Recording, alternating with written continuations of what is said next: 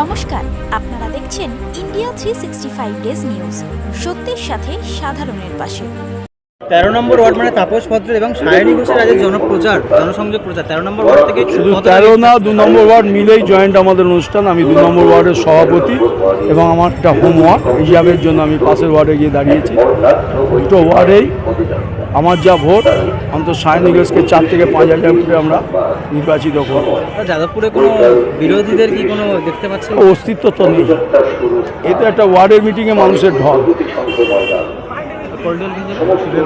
NSG team Sandeshkhali, তো সেখান থেকে সায়নী ঘোষ বলছে যে এটা প্রি প্ল্যানিং, ভোটের আগে এরকম প্ল্যানিং, এবং মালারাই সে প্রসঙ্গে বলেছেন ভোটের সময় যতটা লম্পঝম্প ভোট পড়িয়ে গেলে এগুলো আর কিছু থাকবে না।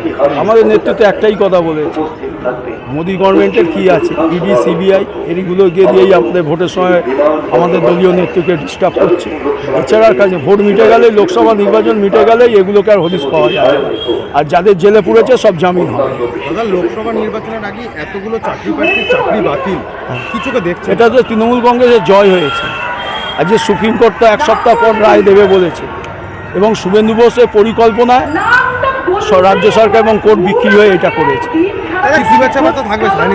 সায়নীকে জিতলে সায়নী সংগঠনের মেয়ে, আমাদের যুবনেত্রী, আগের থেকে অনেক বেশি ওনাকে পাবো আমরা। দিলীপ ঘোষ বলেছেন সন্দেশখালী ঘটনাতে ভারতবর্ষে কি সুরক্ষা নেই, দিদিকে সুরক্ষাটা কি বন্ধ করেছে? এই ব্যাপারে সন্দেশখালী তো চুচ্চ, বামপন্থী আমলে এর থেকে ক্যানিং ভাঙর থেকে এর থেকে আরও বেশি অত্যাচার হচ্ছে, সে তুলনায় কিছুই হয়নি।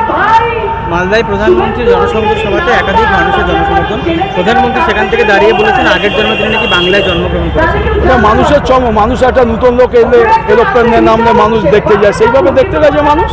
চিড়িয়াখানায় নতুন বাঘ এলে যাওয়ার মানুষ দেখতে যায়, মোদিকে দেখতে গেছে।